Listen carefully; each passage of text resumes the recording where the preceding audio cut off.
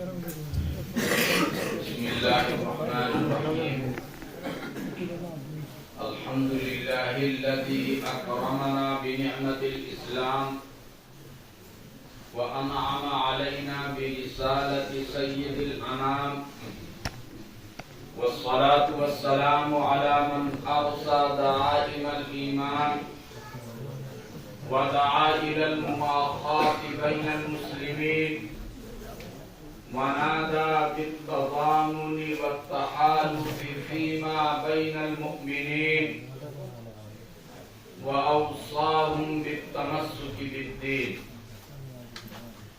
أما بعد فأعوذ بالله من الشيطان الرجيم. بسم الله الرحمن الرحيم.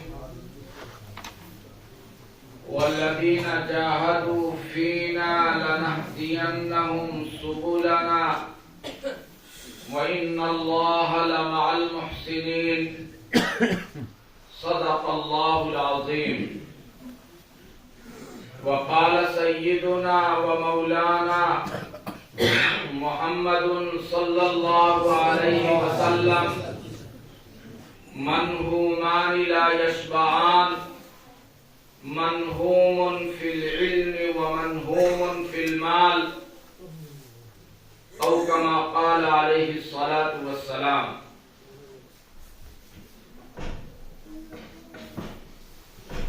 حضرت رئيس الجامعة،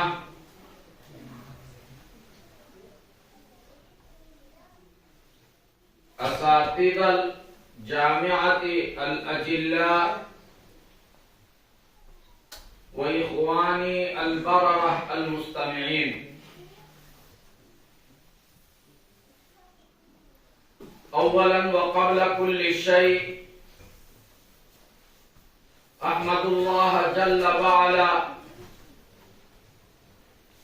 على أنه أتاح لي هذه الفرصة السعيدة الذهبية النادرة للاجتماع بكم على رصيف النادي العربي. أشكركم أيها الإخوة الأفاضل أعضاء النادي الأدبي، لا سيما المشرف العام الأخ الأستاذ محمد صنوبر القاسمی حفظه الله ورعاه، الذي وجه إلي الدعوة للمشاركة في هذا المنتدى الأدبي.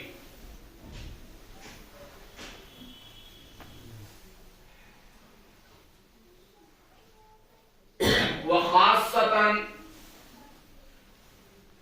أقدم عواطف الإعجاب والتقدير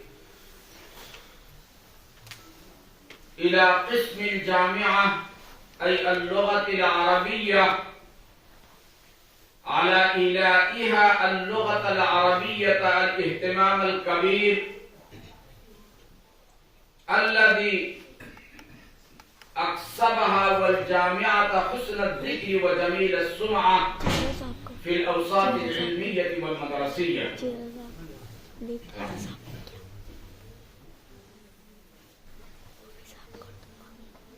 إخوتي الحضور،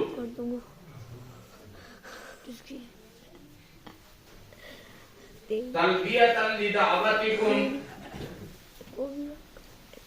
حضرت احتفالكم هذا،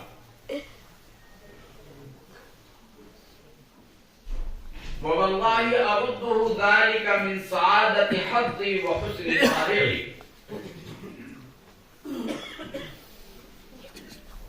حضرت واستمعت إلى البرامج كلها التي قدمت في هذا الحفل الميمون المبارك من الإذاعة والأناشيد المطربة والخطب المتنوعة حول شتى المواضيع والمحادثة الجذابة ذات عبر ونصائح.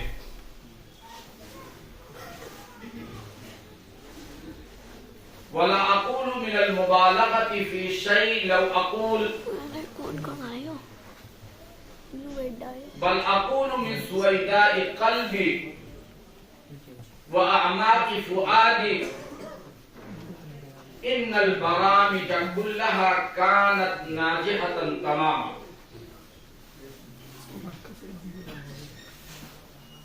وأقدم على ذلك إليكم تهنئة بالغة أيها الإخوة،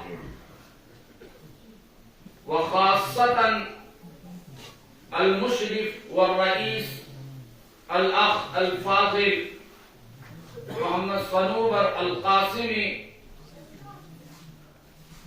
وإني أعرفه منذ مدة مديدة. إن الشيخ المحترم كان مولعا باللغة العربية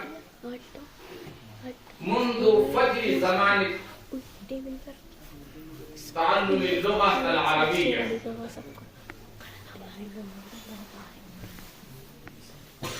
وإنا لما سمعت اليوم هذا البرنامج توصلت إلى أن فضيلته لم يدخر وسعا في إحسان تربيتكم وتزويدكم بالتعليم والحضارة الإسلامية والقرآنية.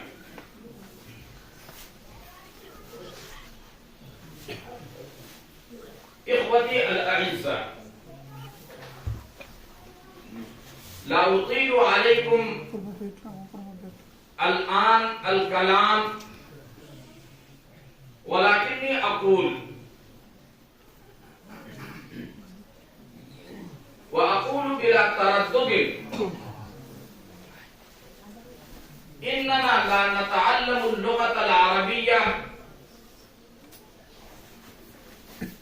من حيث أنها غنية بالألفاظ والمفردات والتعابير والأساليب والاشتقاق والتفريع، بل إننا نتعلم اللغة العربية من حيث أنها وعاء للكتاب والسنة. وإن هذه اللغة يشكل مبدأ لجميع العلوم، سواء كان نحوا أو صرفا أو بلاغة أو أدبا، لجميع العلوم يشكل مصدرا ومنبعا.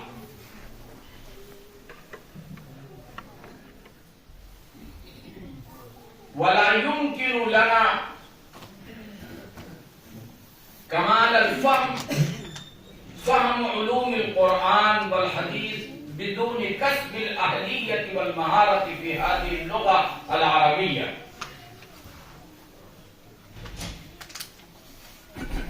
وأقدم إليكم شكرا وتهنئة بالغة على أنكم حصلتم على هذه اللغة لدى فضيلة الشيخ محمد صنوبر القاسمي، وأدعو الله جل وعلا أن يتقبل مساعيه ومساعيكم المشكورة نحو اللغة العربية، بل يتقبل الله جميعكم لصالح خدمته ودعوته ودينه ولنشر هذه اللغة العربية الكريمة. میرے عزیز طلبہ، میں نے جو کچھ کہے یہ آپ کے حوصلہ افزائی کے کلمات تھے، اور واقعہ اور حقیقت یہ ہے کہ ہمارے ان عزیز طلبہ نے اپنے استاد گرامی مرتبہ کی نگرانی میں جو کچھ حاصل کیا اور حاصل کرنے کے بعد اس کو محفوظ کیا، یاد کیا، اور اسے اچھے انداز سے بلا تأمل پیش کیا. میں اگر مختصراً یہ کہوں تو شاید سب کی ترجمانی ہو جائے جو میں نے سنا اور جس نتیجے پر پہنچا کہ اگر ہمارے یہ طلبہ عزیز اس طریقے کی محنت کر رہے ہیں تو ہمیں اپنے اور اپنے قوم کی مستقبل پر نا امید ہونے کی کوئی ضرورت نہیں. انشاءاللہ ان کی یہی محنتیں رنگ لائیں گی. اور ان کی یہی محنتیں دشمنوں کی نیند اڑانے کے لیے کافی ہیں. ان میں وہ جوش ہے، وہ جذبہ ہے، وہ خدمت کا جذبہ ہے جو جذبہ اسلاف میں پایا جاتا ہے. اللہ رب العزت اس جذبے کو قبول فرمائے اور اپنی دین کی خدمت کے لیے ہمارے عزیز طلبہ کو بھی قبول فرمائے. میں 3 باتیں کہہ کر کے اپنی بات ختم کر رہا ہوں. وقت میرے پاس بہت کم ہے، سفر بھی لمبا ہے اور ابھی کام بھی ہے. دیکھیے، ہر انسان دنیا میں جو بھی کام کرتا ہے، چاہے وہ تجارت کرتا ہے، زراعت کرتا ہے، ملازمت کرتا ہے، حق تو یہ ہے کہ اگر وہ ٹھیلا لگا کر کے بھی کوئی چیز بیچتا ہے، ہر انسان جس کام میں بھی لگا ہوا ہے اس کی چاہت، اس کی تمنا اور اس کی کوشش یہ ہوتی ہے کہ وہ اپنے مقصد میں کامیاب ہو. مگر یہ اپنی جگہ ایک حقیقت ہے کہ کامیابی صرف آرزوؤں اور تمناؤں سے حاصل نہیں ہوتی. ایک تاجر یہ چاہے کہ اس کا سارا سامان بک جائے اور کہیں رابطہ نہ کرے، کبھی دکان پر نہ بیٹھے، گھر ہی میں بیٹھا رہے. ایک کاشتکار یہ چاہے کہ اس کے کھیت میں خوب غلے اگ جائے اور وہ زمین کو ہموار نہ کرے، اس میں بیج نہ ڈالے، اس کی سینچائی نہ کرے، تو ظاہر ہے اس کے کھیت میں محض آرزوؤں اور تمناؤں سے کوئی چیز نہیں ہوگی. کامیابی اس انسان کو ملتی ہے جو اپنی آرزوؤں اور اپنی چاہتوں اور اپنے مقاصد کو پیش نظر رکھ کر اسی کے اعتبار سے جب محنت کرتا ہے تب انسان کو کامیابی ملتی ہے. اور جس شخص کے بھی سامنے مقصد ہوتا ہے، اس مقصد کو حاصل کرنے کے لیے جب بھی انسان اپنے قدم اٹھاتا ہے تو اللہ رب العزت کامیابی کی راہیں اس کے لیے آسان کرتا چلا جاتا ہے. جب تک وہ قدم نہیں اٹھائے اور محنت کرنے کے لیے اپنے آپ کو تیار نہیں کرے گا اور اپنے آپ کو کھپائے گا نہیں، اس وقت تک اسے کامیابی نہیں مل سکتی. مقصد پیش نظر ہوتا ہے تو ہر مصیبت کا جھیلنا، ہر پریشانی کا سہنا انسان کے لیے آسان ہو جاتا ہے. آپ شہر مراد آباد میں، شہر مراد آباد نہیں، آپ کسی دیہات میں بھی رہنے والے تو آپ اپنے گاؤں کے اور اپنے گاؤں کے چوراہوں کی اور شہر کے سڑکوں پر آپ دیکھتے ہیں کہ صبح سے شام تک ایک شخص ٹھیلے پر کیلا بیچ رہا ہے، صبح سے شام تک کھڑا. اس کے پاس بیٹھنے کے لیے معقول انتظام بھی نہیں، بلکہ بعض دکاندار تو پورے دن چلتے ہی رہتے ہیں. وہ سردی بھی برداشت کرتے ہیں، گرمی بھی برداشت کرتے ہیں، بیٹھنے کو بھی انہیں نہیں ملتا. آپ دیکھتے ہیں یا نہیں دیکھتے؟ اگر آپ کسی بھی ٹھیلا چلانے والے سے اور ٹھیلے پر کوئی چیز فروخت کرنے والے دکاندار سے یہ پوچھیں کہ بھائی آپ اتنی مشقت کیوں اٹھا رہے ہو، اس قدر سردی ہے، برفیلی ہوائیں چل رہی ہیں، تمہارے پاس پہننے کا کوئی اچھا انتظام نہیں ہے، ٹھہرنے کا کوئی انتظام نہیں ہے، پھر بھی اس کے باوجود تم پورے دن ان ہوا کے اندر کیوں کھڑے ہو؟ تو وہ دکاندار یہی جواب دے گا کہ صاحب یہ مشقت ہم صرف اس لیے برداشت کر رہے ہیں کہ میرا یہ سامان فروخت تو ہو جائے، کچھ پیسے ہمارے ہاتھ آ جائیں اور ہم اپنے بیوی بچوں کا پیٹ پال لیں. اسی لیے تو ساری دوڑ بھاگ ہو رہی ہے. سب کچھ اس کے لیے اس لیے آسان ہو گیا کہ اس کے سامنے ایک مقصد. ہمارا اور آپ کا مقصد اس سے کہیں بلند تھا. اس دکاندار کے مقصد سے ہمارا مقصد کہیں بلند ہے. ہمارا مقصد صرف دنیا تک نہیں ہے بلکہ ہمارا مقصد کہاں تک؟ تو مقصد جتنا بلند ہوتا ہے اتنی ہی زیادہ محنت کا طالب ہوتا ہے. تب جا کر کے تاریخ میں جگہ مل پاتی ہے. مورخ یوں جگہ دیتا نہیں تاریخ عالم میں، مورخ یوں جگہ دیتا نہیں تاریخ عالم میں، بڑی دشواریوں کے بعد پیدا نام ہوتا ہے. آپ کے لیے محنت کی راہیں کھلی، آپ کے ہوا مضبوط، جوانی کا دور ہے، پڑھنے کے لیے آپ کے لیے راہیں ہموار ہیں. اس بیچارے کے پاس پہننے کے کپڑے نہیں ہیں جو ٹھیلا چلا رہا ہے، بیٹھنے کے لیے معقول انتظام نہیں ہے. آپ کے لیے بیٹھنا کا بھی انتظام ہے, کتابوں کا بھی انتظام ہے, روشنی کا بھی انتظام ہے, اساتذہ کا بھی انتظام ہے, وقت کے اوپر کھانا ملتا ہے. اپنے گھر اگر رہیں تو ہو سکتا ہے وقت سے بے وقت ہو جائے, لیکن مدرسے میں آپ کو وقت کے اوپر کھانا ملتا ہے. اور وہ لوگ جو اپنی تجارت میں مصروف ہیں وہ آپ کا تعاون صرف اس لیے کر رہے ہیں کہ آپ کی نسبت دین سے جڑی ہوئی. اس ماحول میں رہ کر کے بھی اگر ہم اپنے آپ کو نہ بنا سکیں تو یہ اساتذہ کا قصور نہیں ہے, ادارے کا قصور نہیں ہے, اس میں کوتاہی ہماری اور آپ کی. ہمارے لیے سارے انتظامات ہیں, اب ہمارا کام صرف لگ لپٹ کر کے محنت کرنا ہے. اس لیے ہمارے اسلاف نے کامیابی کی جو 3 بنیادی چیزیں ذکر کی ہیں ان میں سب سے پہلا تو اخلاص. اس کی بہت قدر ہے اللہ رب العزت کے یہاں. فرمایا خلق الموت والحیات لیبلوکم ایکم احسن عملا. پڑھنے والے جانتے ہیں کہ اللہ رب العزت نے فرمایا کہ ہم نے موت و حیات کو پیدا کیا تاکہ ہم تمہیں آزمائیں کہ کس کا عمل اچھا ہے. یعنی اللہ رب العزت کے یہاں کثرت عمل کی وہ حیثیت نہیں ہے جو حیثیت حسن عمل کی, اور حسن عمل پیدا ہوتا ہے اخلاص سے. تو پہلی اور بنیادی چیز اخلاص. دوسرے اجتہاد ہے, محنت ہے, جس کو میں ابھی کہہ رہا. ہر طالب علم کوئی تقریر سن کر کے, کوئی واعظ سن کر کے یہ واقعی اس نیت سے اٹھتا ہے کہ اب ہم بہت محنت کریں گے, لیکن پھر جا کر کے وہ جذبہ سر پڑ جاتا ہے. آخر ایسا کیوں؟ علماء نے لکھا ہے کہ محنت کا جذبہ اس انسان کے اندر پیدا ہوتا ہے جب وہ جس کام کو انجام دے رہا ہو اس سے ذاتی دلچسپی ہو. اگر ذاتی دلچسپی نہیں ہے تو آدمی نہ محنت کرتا ہے اور نہ کامیاب. دلچسپی پر ایک استاد کتنی بھی محنت کے ساتھ آپ کو پڑھا دے, کتنا اپنے آپ کو رات کو مطالعوں میں تھپائے, تعبیرات لکھے اور چاہے سماعت دے ہم اپنے بچوں کو, لیکن آپ ہی کے اندر دلچسپی نہیں ہے. کسی کے اندر بھی اگر ذاتی دلچسپی نہیں ہوگی تو پھر وہ کامیاب نہیں ہوگی. لکھا ہے ان معلمک الاول الحس الذاتی جلد. تمہارا پہلا استاد تمہاری ذاتی دلچسپی. اگر دلچسپی اپنے اندر پیدا کرو گے اور اسی دلچسپی کے مطابق محنت کرو گے تو پھر کامیابی انشاءاللہ قدم بوس ہوگی, کامیابی قدم چومے گی. اور تیسری اور آخری چیز جو کامیابی کی شرط اور شاہ کلیپ لکھی ہے اور وہ یہ ہے کہ انسان اپنے اندر اختصاص پیدا کرے, کسی فن کا ماہر ہو جائے.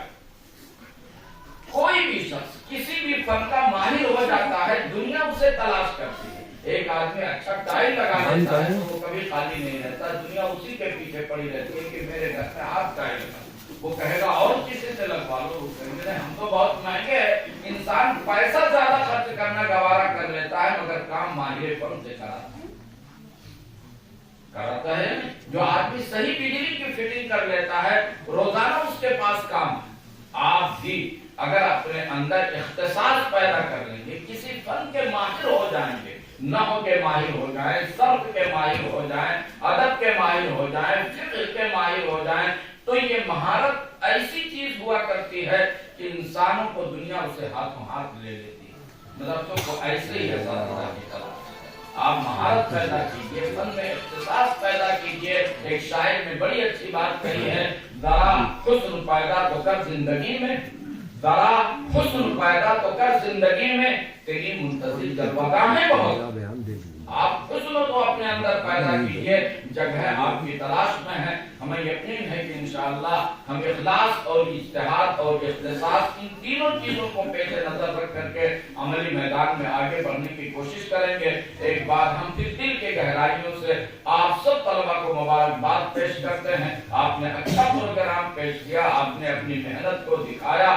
آپ اپنی محنت کا سلسلہ یہاں مت روکیے, اب سلسلہ اور بڑھا دیجیے, اس لیے کہ جب میدان عمل میں انسان قدم رکھتا ہے تو اس کے اور طریقے سے امتحان لیے جاتے ہیں. ابھی تک آپ چہار دیوالی میں امتحان دے رہے تھے, کتابوں کا امتحان ہو رہا تھا, چند کا امتحان ہو رہا تھا, چند لوگوں کے سامنے آپ کا امتحان ہو رہا تھا, اور جب آپ عملی میدان میں قدم رکھیں گے تو اب امتحان لینے والے وہ سارے طلبہ ہوں گے جو آپ کے مخاطب ہوں گے، وہ عوام ہوگی جنہوں نے آپ کو پڑھایا ہے۔ اس لیے محنت کا دائرہ اور وسیع کرنے کی ضرورت ہے، اور دل کی گہرائیوں سے میں مبارکباد پیش کرتا ہوں برادر محترم جناب مولانا سرور صاحب کی دمشقوں کو کہ کئی سالوں کے بعد آج یہاں آنا ہوا تو طلبہ کی محنتوں کو دیکھ کر کے دل کی کڑی کھل گئی، اور اللہ رب العزت اس ادارے کے فیض کو اور بھی عام و تام فرمائے، اور جو حضرات اس ادارے کی ترقی پر توجہ دیتے ہیں، اپنے مال خرچ کرتے ہیں، اللہ رب العزت ان سب کو بھی اپنے شایع نشان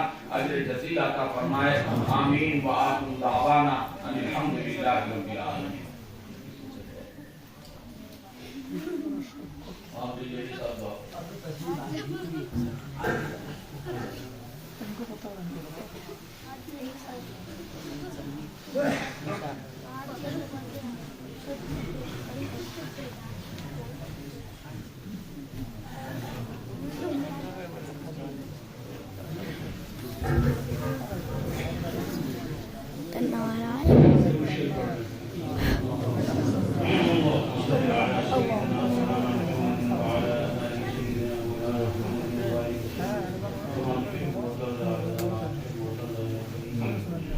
الحمد لله رب العالمين الرحمن الرحيم مالك يوم الدين إياك نعبد وإياك نستعين اهدنا الصراط المستقيم اهدنا الصراط المستقيم اهدنا الصراط المستقيم صراط الذين أنعمت عليهم غير المغضوب عليهم ولا الضالين اللهم إنا أسألك علما نافعا ورزقا واسعا وشفاء من كل داء۔